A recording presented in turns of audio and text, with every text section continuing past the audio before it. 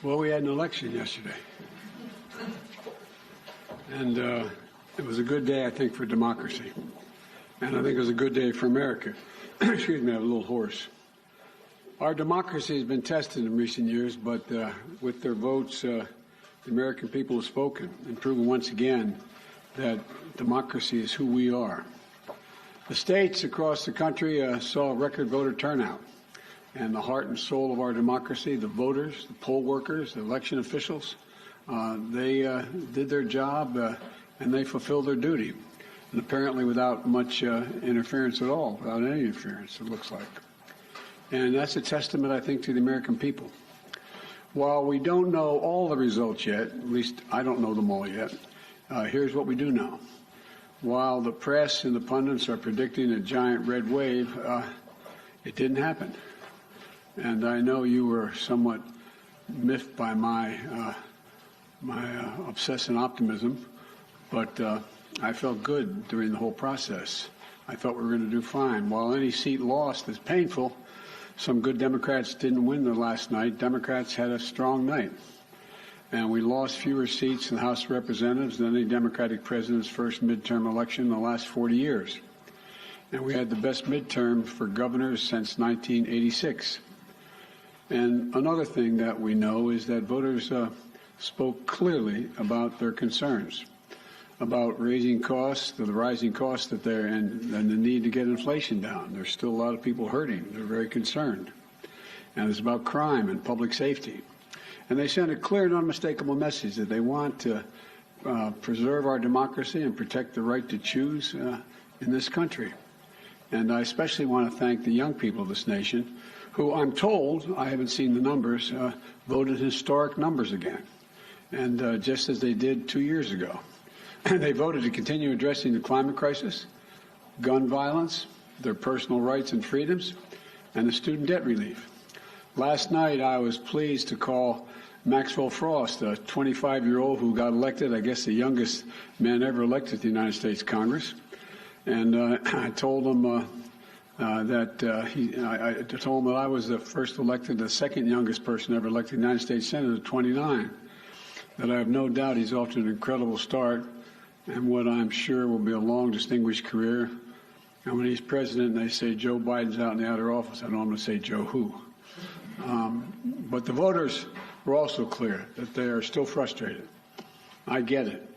I understand it's been a really tough few years in this country for so many people. When I came to office, we inherited a nation with a pandemic raging and an economy that was reeling.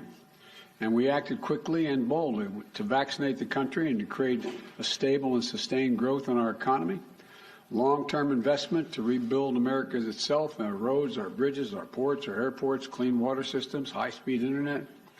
And we're just getting started. The interesting thing is that this is all going to really come into clear view for people in the months of January, February, March of next year.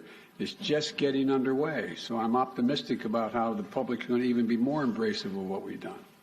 Historic investments that are leading companies to invest literally hundreds of billions of dollars combined to build semiconductor factories and other advanced manufacturing here in America. It's going to create tens of thousands of good-paying jobs. And by the way, a significant number of those jobs are going to be jobs that pay average $126,000, $127,000. You don't need a college degree to get those jobs. And we're dealing with global inflation as a result of the pandemic and Putin's war in Ukraine. We're also handling it better than most other advanced nations in the world. We're lowering gas prices. We're taking on powerful interest, lower prescription drug costs, and health insurance premiums, and energy bills. After 20 months of hard work, the pandemic no longer controls our lives. It's still a concern, but no longer controls our lives. Our economic policies have created a record 10 million new jobs since I came into office. Unemployment rate is down from 6.4 when I was sworn in to 3.7%, near a 50-year low. And we've done all this while lowering the federal deficit in the 2 years by $1.7 trillion. Let me say it again, $1.7 trillion. No administration has ever cut the deficit that much. And reducing the federal deficit is one of the best things we can do to lower inflation. But while we've made real progress as a nation, I know it's hard for folks to see that progress in their everyday lives. And it's hard to see the results from actions that we took while we have to implement what we've done. But I believe we took the right steps for the country and for the American people. In fact, if you look at the polls, overwhelming majority, I don't look at them much anymore because I'm not quite sure how to read them anymore. I hope you are uncertain as well. But overwhelming majority of American people support the elements of my economic agenda. From rebuilding America's roads and bridges to lowering prescription drug costs to historic investment in tackling the climate crisis to making sure that large corporations begin to pay their fair share in taxes. And I'm confident these policies are working and that we're on the right path, and we need to stick with them. All these initiatives take hold as they do, from lead pipes being removed from schools and homes to new factories being built in communities with a resurgence of American manufacturers. It's already created, by the way, 700,000 brand new manufacturing jobs. You've heard me say it ad nauseum. I don't know where it's written. It says we can't be the manufacturing capital of the world. We are now exporting product, not jobs, around the world. People across the country are going to see even more clearly the positive effects on their day-to-day lives. But I still understand why they're hurting right now. So many people are concerned. As I have throughout my career, I'm going to continue to work across the aisle to deliver for the American people.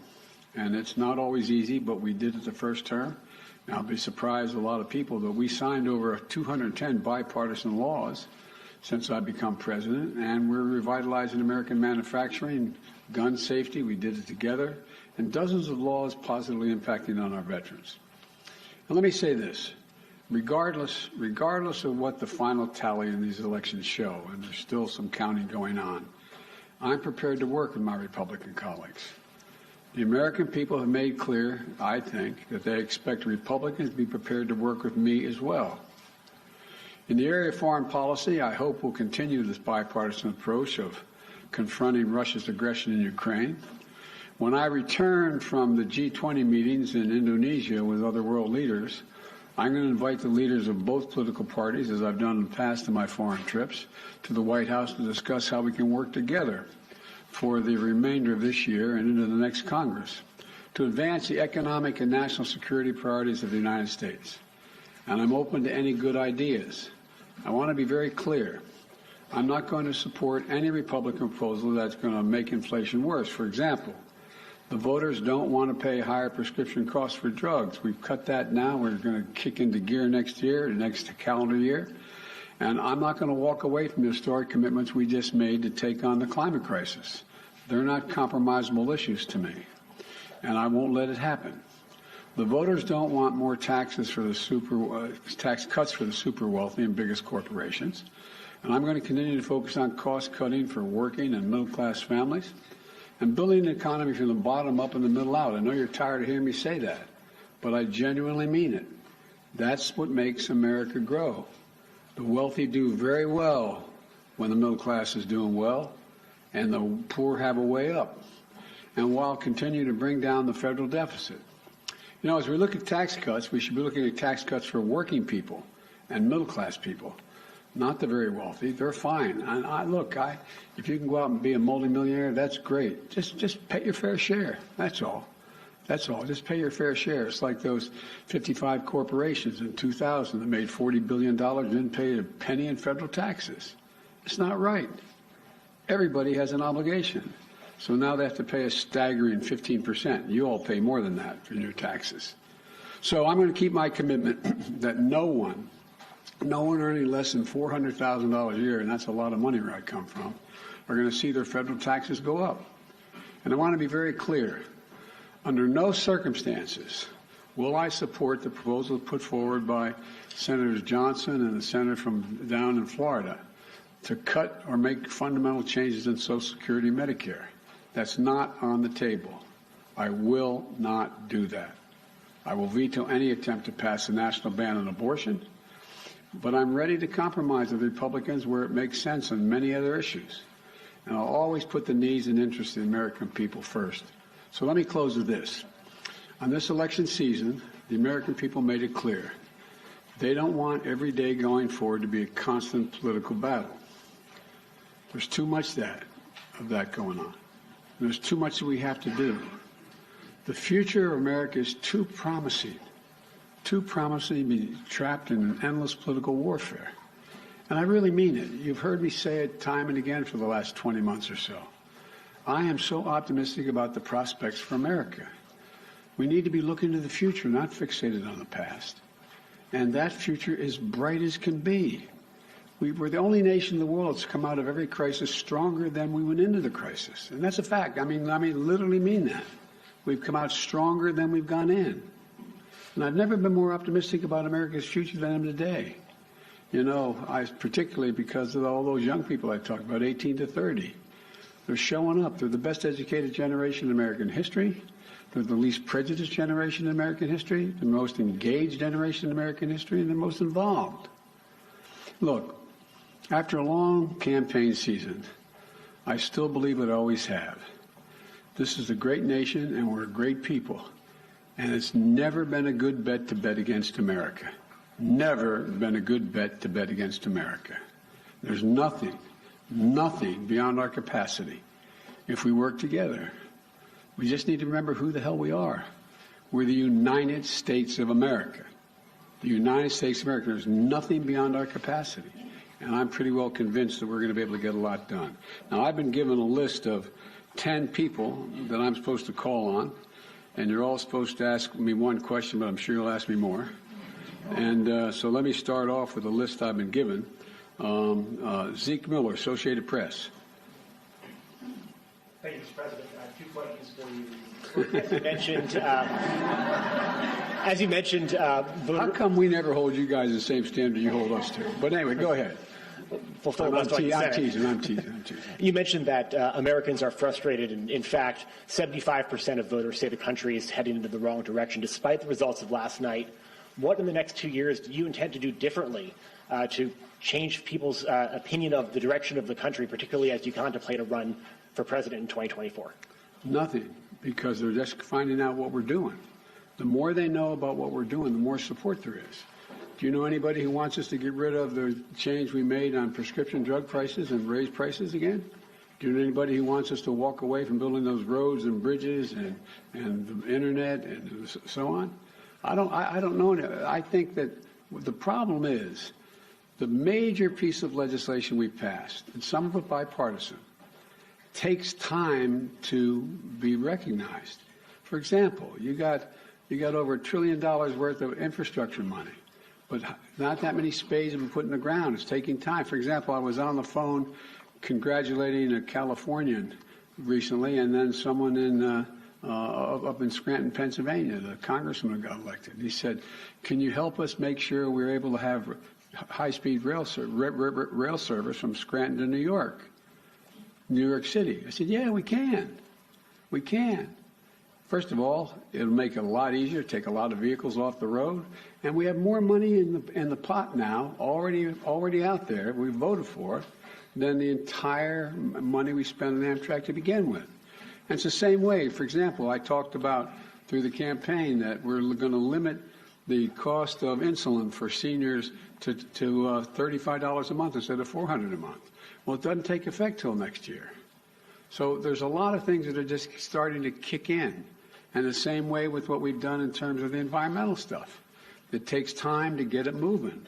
So I'm not going to change. As a matter of fact, you know, there's some things I want to change and add to. For example, we had passed the most bipartisan, we passed the most extensive gun legislation, rational gun policy in 30 years.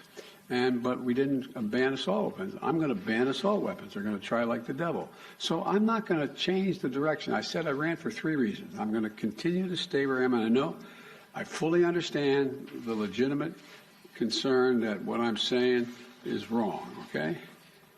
One is that I said we're going to restore the soul of the country, begin to treat each other with decency, honor, and integrity. And it's starting to happen. People are the conversations are becoming more normal, becoming more. How can I say it? Decent. Second thing I said was I want to build a country from the middle out, the bottom up, and that way everybody does fine. I'm tired of trickle down. Not a whole lot trickles down when you trickle down to hardworking folks. And the third thing I know is still very hard. I'm going to do everything in my power to see to unite the country. It's hard to sustain yourself as a leading democracy in the world if you can't generate some unity. So I'm not going to change anything in any fundamental way.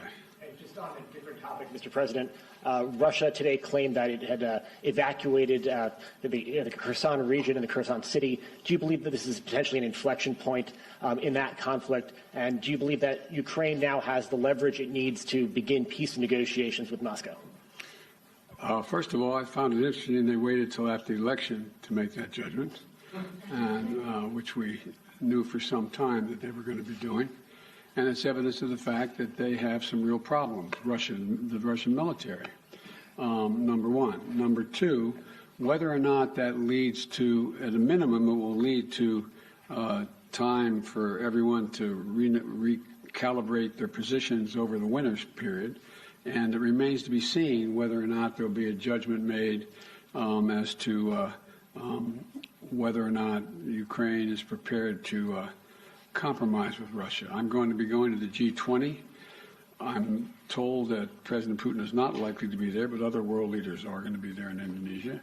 And we're going to have an opportunity to see what the next steps may be. Nancy, CBS, Nancy Cordes. Thank you, Mr. President. I have a few questions.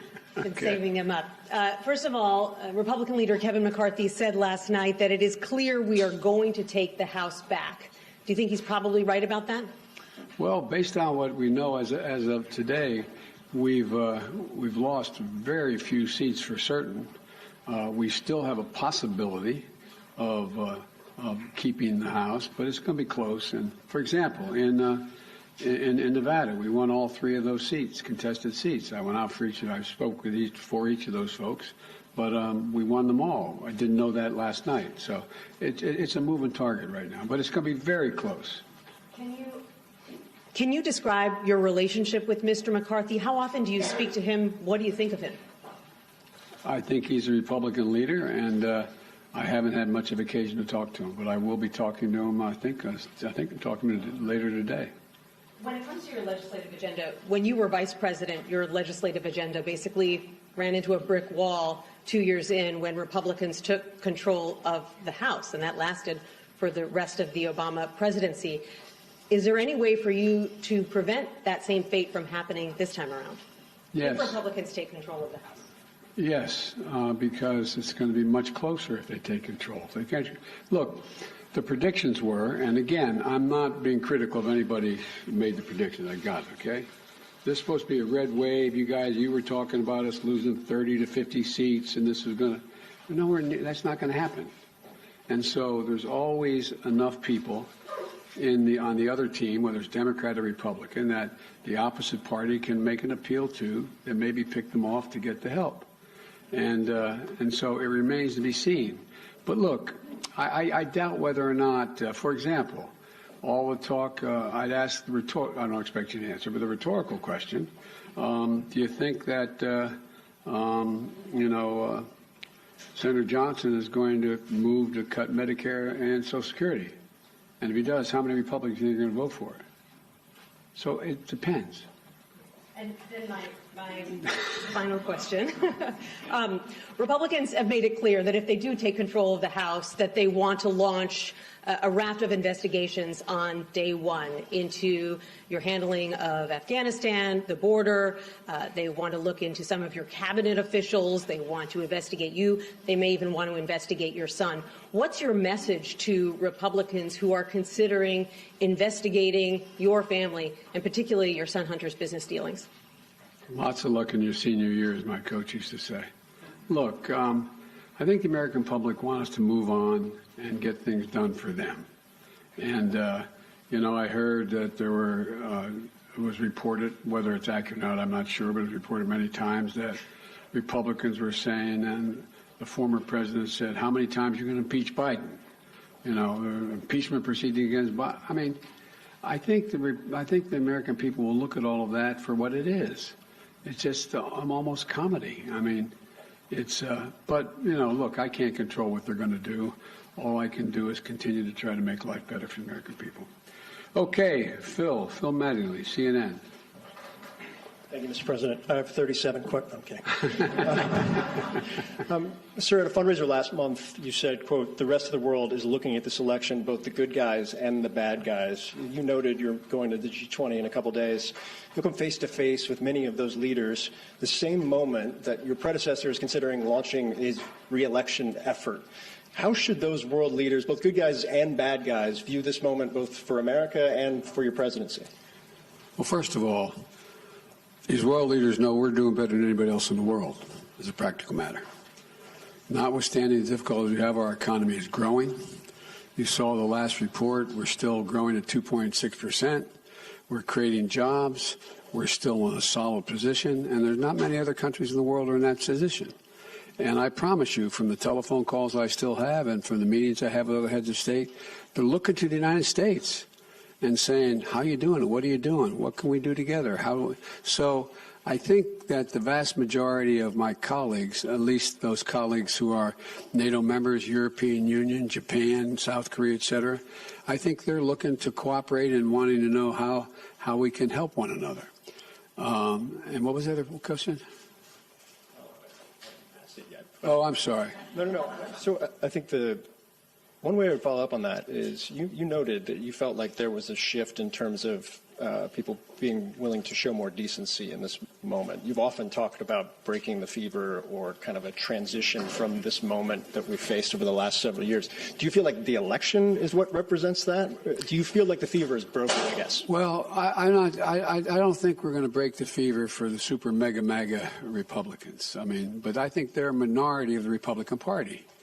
I think the vast majority of the members of the Republican Party, we disagree strongly on issues, but they're decent, honorable people. We have differences of agreement on issues. But they, I work with a lot of these folks in the Senate and the House for a long time, and they're honest and they're straightforward. They're different than mine, but they're decent folks, and so I think that the rest of the world, and a lot of you have covered other parts of the world, and you know, the rest of the world is looking at the United States. I guess the best way to say this is to repeat what some of you heard me say before. The first G7 meeting for the public, that's the 7 largest democracies, when I went to right after we got elected in February, after I got sworn in January. And I sat down at a round table with the 6 other world leaders from the European Union and Canada, et cetera, and said, America's back. And one of them turned to me and said, for how long? For how long? It was a deadly earnest question. For how long? And I looked at them, and then another one went on to say, and I'm not going to name them, went on to say, what would you say, Joe, if in fact we went to bed tonight here in England, woke up the next morning and found out that thousands of people had stormed the Parliament of Great Britain, gone down the hall, broken down the doors, 2 cops ended up dying, a number of people injured, and they tried to stop the confirmation of an election. It's not the same situation, obviously, as we have. And he said, what would you think? And I asked a rhetorical question, what would you all think? You'd think England was really in trouble. You'd think democracy was on the edge if that happened in Great Britain. And so that's the way people were looking at us, like, when's this going to stop? Nothing like this has happened since the Civil War. I don't want to exaggerate, but literally, nothing like this has happened since the Civil War. And so what I find is that they want to know, is the United States stable? Do we know what we're about? Are we the same democracy we've always been? Because, look, the rest of the world looks to us. I don't mean that we're always right. But if the United States tomorrow were to, quote, withdraw from the world, a lot of things would change around the world. a whole lot would change. And so they're very concerned that we are still the open democracy we've been, and that we have rules and the institutions matter. And that's the context in which I think that they're looking at, are we back to a place where we are going to accept decisions made by the court, by the Congress, by the government, et cetera. So the entire genesis of that G7 conversation was tied to your predecessor, who is about to launch another campaign. So how do you reassure them, if that is the reason for their questioning, that the former president will not return, or that his political movement, which is still very strong, will not once again take power in the United States? Well, we just have to demonstrate that he will not take power by, if he does run, making sure he, under legitimate efforts of our Constitution, does not become the next president again. Steve Holland. Thank you, sir. How do you interpret last night's results in terms of deciding whether you want to seek another term? Is it now more likely that you will run? And what's going to be your timeline for consideration? Well, first of all, Jill and I have, and by the way, it's my wife, Jill, who's held a lot more popular than I am in the Democratic Party, too. But at any rate, all kidding aside, our intention is to run again. That's been our intention, regardless of what the outcome of this election was. The fact that we won, I didn't run, the fact that the Democratic Party outperformed anything anyone expected and did better than any off-year presidency since John Kennedy is one that gives everybody like, whew, sigh of relief that the mega Republicans are not taking over the government again, et cetera. And so my judgment of running when I announce, my intention is that I run again, but I'm a great respecter of fate, and this is ultimately a family decision. I think everybody wants me to run, but we're going to have discussions about it. And I don't feel in any hurry one way or another to make that judgment, today, tomorrow, or whenever, no matter what my predecessor does. Early next year, or what's your thinking? My guess is, I hope Jill and I get a little time to actually sneak away for a week around between Christmas and Thanksgiving. And my guess is it'd be early next year we make that judgment.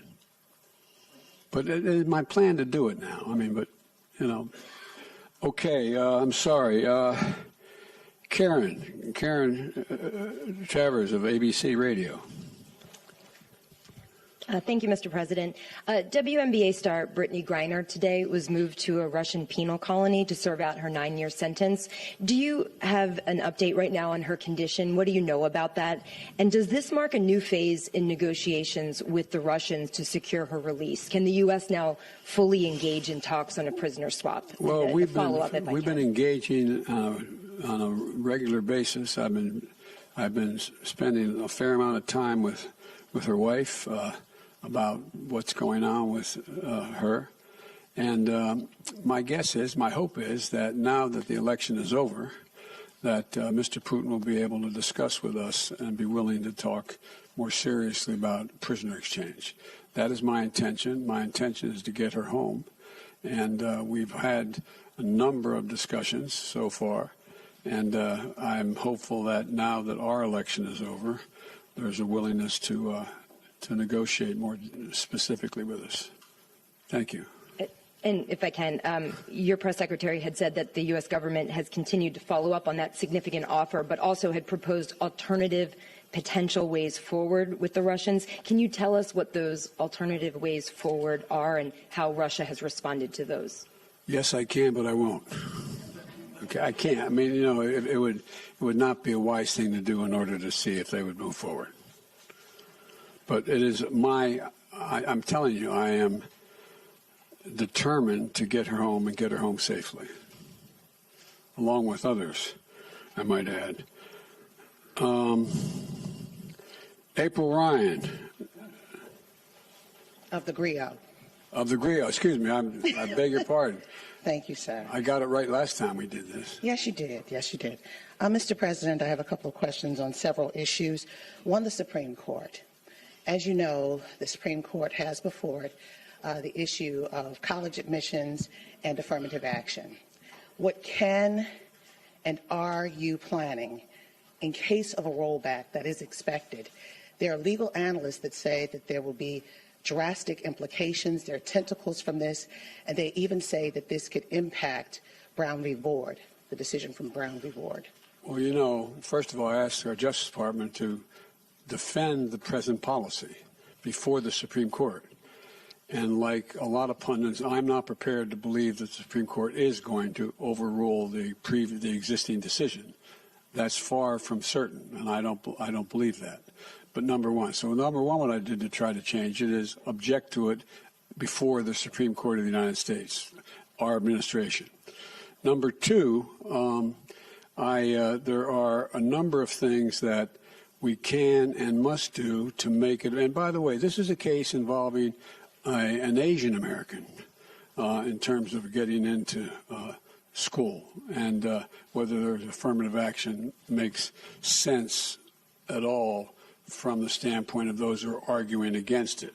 But you know, the fact is that we're also in a circumstance where there's a lot that we can do in the meantime to make sure that there's an access to good education across the board. And that is by doing things that relate to starting education at age 3, formal schooling at age 3, which increases not daycare but school. All the studies over 10 years show that that increases the prospect of someone making it through 12 years without any difficulty, no matter what the background they come from, by 56%. And I also think that we should be making sure that we have the ability to provide for 2 years of education beyond that, whether it's apprenticeships or community colleges. And we also are in a situation where I think that, for example, I want to make sure a lot of it has to do with finances as well, that we make sure that we have help for people who come from modest means to be able to get to school. You know, the cost of college education has increased fourfold. And it used to be that a Pell Grant would cover something like 70% of the college tuition. Now it covers significantly less than that. So I want to increase the Pell Grants as well. But let's see what the Supreme Court decides. And I am hopeful, and our team and the lawyers that argued for us are not nearly as certain as the people you quoted as saying it's going to be overruled. Next question, sir. The issue is inflation. The GRIO and KFF conducted a study of black voters that said inflation was the #1 issue, and we saw it in this midterm election. What can you promise concretely in these next 2 years that will help turn the pocketbook for the better in the midst of staving off a recession? Well, a number of things. First of all, black unemployment is almost cut in half under my administration just since I began. More black businesses have opened up, small businesses, than ever before. We're now in a situation where we're providing, through the Small Business Administration, down payments for people buying homes, because most people accumulate wealth in the value of their home. Most middle-class families are like mine. My dad bought a home, didn't have it, just scraped together to get home. By the time he was able to retire, he had built up equity in the home. That's how most people do that. But what I can't do is I can't guarantee that we're going to be able to get rid of inflation, but I do think we can. We've already brought down the price of gasoline about $1.20 a gallon across the board, and I think that the oil companies are really doing the nation a real disservice. Six of them made over $100 billion in the last quarter in profit. $100 billion. In the past, if they had done the two things that they have done before, one, invest in more refineries and producing more product, and or passing on the rebates to the gas stations. They sell the oil at a cheaper rate than they are selling it now, not taking advantage, and that lowers the price of the total gallon of gas because that gets passed on.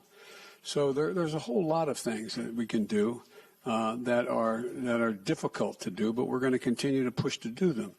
And the other thing is that one of the things that makes a gigantic difference is what are the costs that exist in the average family and average black community. One, prescription drug costs. Well, we're driving those down precipitously beginning next year. And, I'll bet a lot of people in the African American and Caucasian community that need to take insulin for diabetes. Well, we're going to be reducing that cost. They're not going to pay more than $35 for the insulin instead of average of $400. And I can go down the list of the things that my dad used to say it a different way.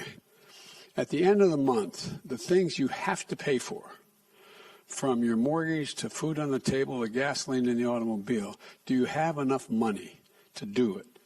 And when it's done, do you have anything left over? And medical bills are a big piece of that, particularly in the African American community and in poorer communities. They need help. And so we're driving down all of those costs, and we've already passed the legislation to do that. It's just taking effect.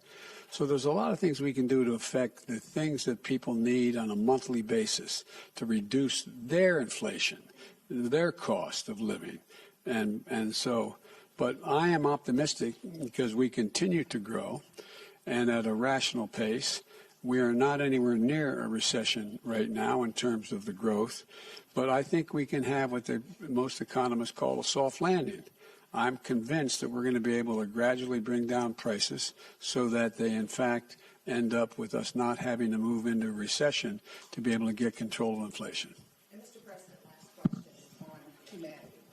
Everybody else got some. Well, you're coming. Okay, go ahead. Last question on humanity. Sir, you can't legislate and you can't executive order out the issue of empathy or the lack thereof in the midst of this rhetoric, this heated political rhetoric. What's next?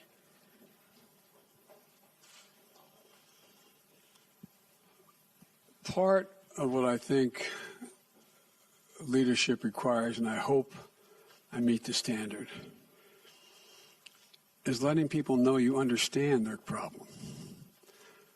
Again, my dad used to have an expression. He said, I don't expect the government to solve my problems, but I expect them to at least know what they are, understand them. And like a lot of you, we've been very fortunate as a family, but we've also been through a lot of fairly tough times.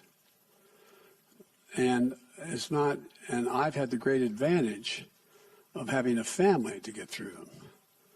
When my first wife and daughter were killed when a tractor trailer broadsided them and killed my wife and killed my first wife and killed my daughter, and my two boys were expected to die. It took the jaws of life 3 hours to get them out there on top of their dead mother and dead sister.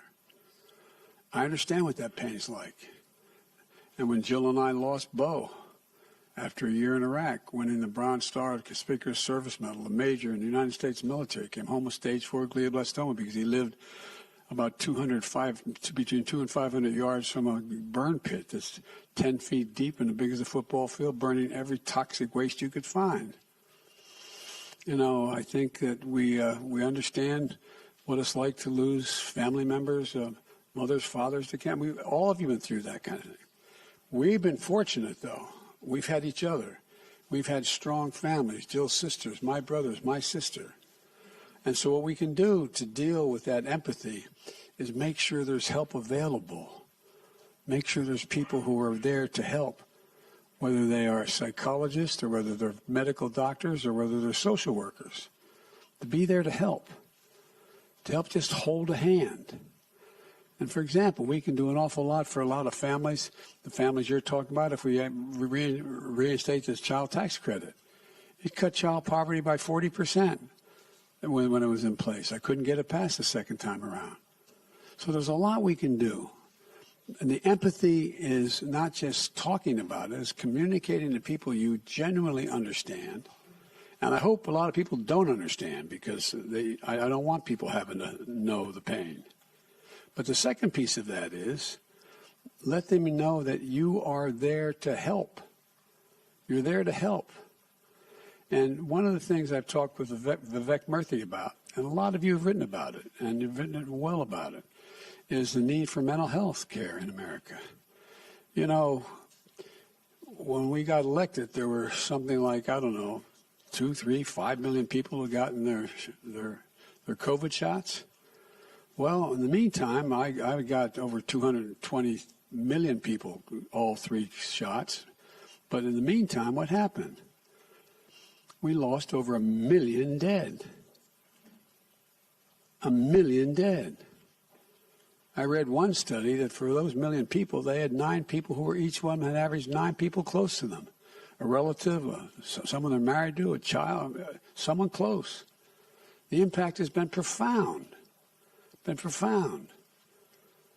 of all the people, think of all your children and your grandchildren who didn't have that senior prom, who didn't have that graduation party, who didn't have all the things we had that we took for granted, that impact on their psyche. So there's a lot we have to do.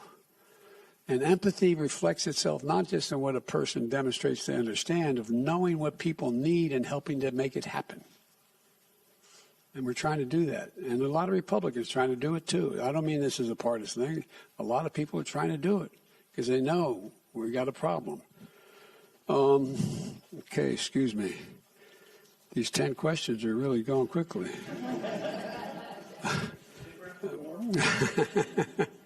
Well, I've got to meet with some of my, talk to some of the Republican leadership soon. But anyway, Jenny Leonard, Bloomberg. Thank you, Mr. President. 2 questions. One, shifting back to your trip to Asia. When you meet with President Xi Jinping of China, will you tell him that you're committed to defending Taiwan militarily? And what are you hoping to get out of this meeting that will make it a success? Are you willing to make any concessions to him? Well, look, I'm not willing to make any fundamental concessions because what I've told him in the beginning, and this is I've spent over 78, I think they told me, hours with him so far, 67 in person when I was vice president. President Obama knew he couldn't spend time with the vice president of another country, so I traveled 17,000 miles with him in China and around in the United States. I've met with him many times. And I've told him, I'm looking for competition, not conflict. And so what I want to do with him when we talk is lay out what kind of each of our red lines are, understand what he believes to be in the critical national interests of China, what I know to be the critical interests of the United States, and to determine whether or not they conflict with one another. And if they do, how to resolve it and how to work it out. And so, and Taiwan doctrine has not changed at all from the very beginning. So I'm sure we'll discuss China, Taiwan, and I'm sure we'll discuss a number of other issues, including fair trade and relationships relating to his relationship with other countries in the region. And so anyway, so there's a lot we'll have to discuss. You want another question? Yes, Everybody else got one. You didn't say if you will tell Xi Jinping personally that you are committed to defending Taiwan. I'm going to have that conversation with him. That wasn't my second one. Sorry. Sorry, I actually have an unrelated question, too. Mr. President, do you think Elon Musk is a threat to U.S. national security? And should the U.S., and with the tools you have, investigate his joint acquisition of Twitter with foreign governments, which include the Saudis?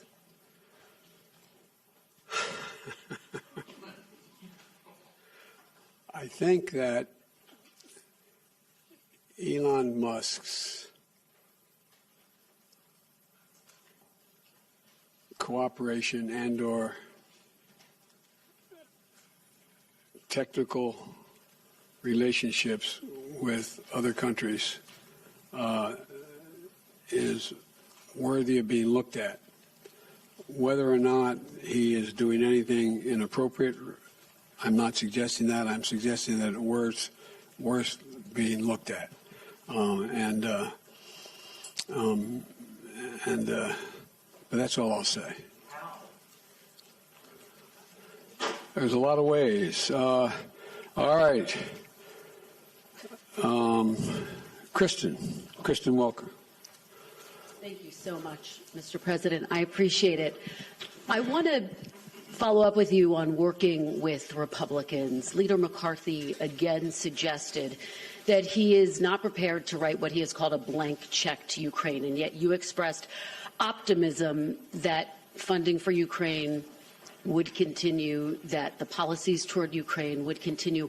Why should the people of Ukraine and this country have confidence in that, given the comments by Leader McCarthy? And just to follow up with you on your comments to Zeke, you said you don't need to do anything differently. If Republicans control the House, don't you need to recalibrate to some extent to try to work across the aisle with a Republican-led House? Well, let me put it this way. What I meant was I don't have to change any of the policies I've already passed. That's what they said they want to go after.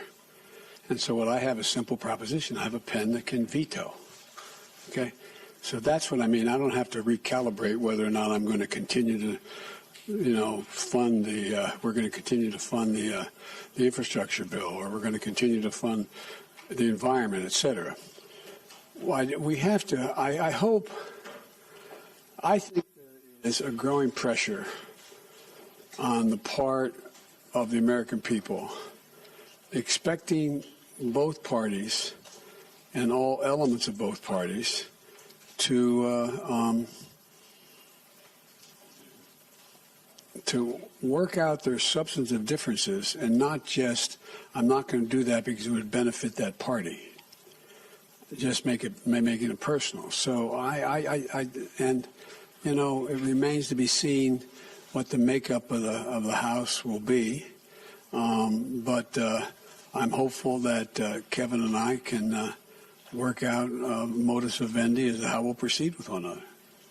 So, will aid to Ukraine continue uninterrupted? That is my expectation. And by the way, we've not given Ukraine a blank check. There's a lot of things that Ukraine wants we didn't do. For example, I was asked very much whether we provide American aircraft to guarantee the skies over Ukraine. I said, no, we're not going to do that. We're not going to get into a third world war, taking on the Russian aircraft and directly engage. But would we provide them with all the rational ability to defend themselves? Yes.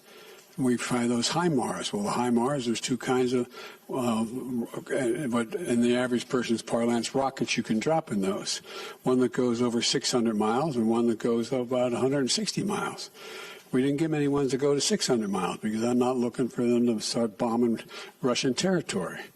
And so we want to make sure that there's a relationship that they're able to defend themselves and take on what is purely the ugliest aggression that's occurred since World War II on a massive scale on the part of Putin within Ukraine. And there's so much at stake. So I would be surprised if Leader McCarthy even has a majority of his Republican colleagues who say they're not going to fund the legitimate defensive needs of Ukraine. And just a quick one. Obviously, a lot of attention on 2024 now that the votes have been cast in the midterms. 2/3 of Americans in exit polls say that they don't think you should run for re-election. What is your message to them, and how does that factor into your final decision about whether or not to run for re-election? It doesn't. What's your message to them? To those 2/3 of Americans? Watch me. Okay, one more. Very quickly. We saw Governor Ron DeSantis with a resounding victory in Florida last night. Who do you think would be the tougher competitor, Ron DeSantis or former President Trump, and how is that factoring into your decision? It'll be fun watching them take on each other. All right, David Singer. Thank you, Mr. President. I also have a question for you about China, but before I do, I just wanted to follow up on something you said earlier. When you said it remains to be seen whether the Ukraine government is prepared to compromise with Russia. Previously, you've told us the only thing for the Russians to do is get completely out of Ukraine, go back to the lines that existed prior to February 24. Are you suggesting with the word compromise that you think that there is room for territorial compromise now? No, I'm not. See, that's up to the Ukrainians. Nothing about Ukraine without Ukraine. So what kind of compromise do you have in mind? I didn't have any in mind. You have asked the question whether or not, if I recall, whether or not what would happen if, in fact, after this, I think the context is that whether or not they're pulling back from Fallujah and from the Kherson, the city of Kherson, and they're coming back across the river to the eastern side of the river, the Russian forces.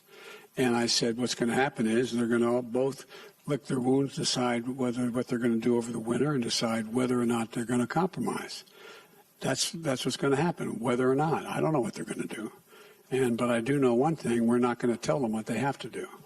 You were asked before about your meeting with President Xi. At this point, the Chinese government, by the estimate of the Pentagon, is getting ready to bring their force of nuclear weapons up to over 1,000 weapons, significant increase from what they've had for many decades. You've seen the threats from President Putin about the use of his nuclear force. Remember how you all went after me when I said that was real? And what in your view happened? Do you think he backed off because of that? No, I'm not saying. I just found it interesting that Biden's being Biden's being extremist, and it turns out you all are writing about it now. Kind of fascinating. So my question is, do you think that they are putting together a real alliance, the Chinese and the Russians? And do you believe that you need to begin speaking with President Xi about some form of arms control if he's going to get up to a level of weapons similar to what the United States and Russia have right now? No and yes. No, I don't think there's a lot of respect that China has for Russia or for Putin. I don't think they're looking at that as a particular alliance. Matter of fact, they've been sort of keeping their distance a little bit. I do think that it remains to be seen whether Xi Jinping has decided that, or backed off of his initial judgment that he wanted China to have the most powerful military in the world, as well as the largest economy. But he's a long way from both. But I think talk about nuclear weapons and location, the number of them, and access is important to discuss. Thank you all so very, very much. Thanks for watching our YouTube channel. Follow today's top stories and breaking news by downloading the NBC News app.